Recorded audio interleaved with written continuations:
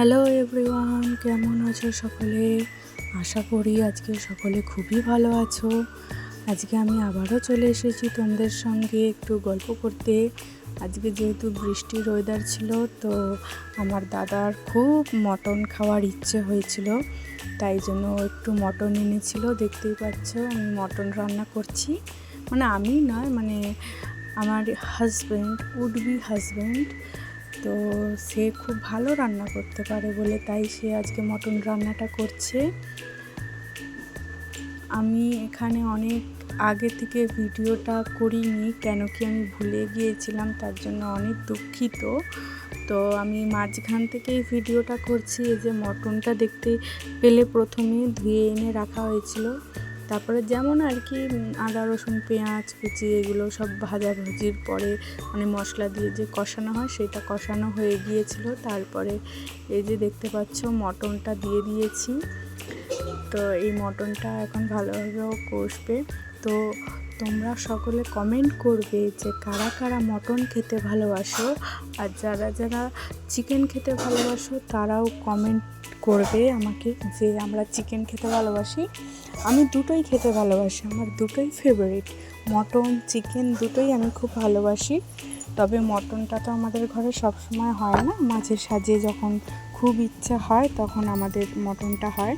তো এই যে দেখতে পাচ্ছি এখানে মটন কষানো প্রায় কিছুটা হয়ে গেছে। তো তারপরে একটু টক দই দিয়ে দিচ্ছি, যেহেতু আমরা টক দইটা একটু দিই, চিকেনে দিই না মটনে দিই।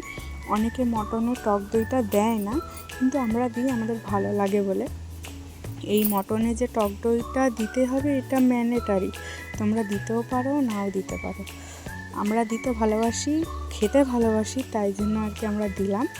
তো এই যে ভালোভাবে অনেকক্ষণ ধরে কষিয়েছে। তো পাশে একটা তুলে দেখলো, মানে রাখলো যেটা সিদ্ধ হয়েছে কিনা দেখার জন্য।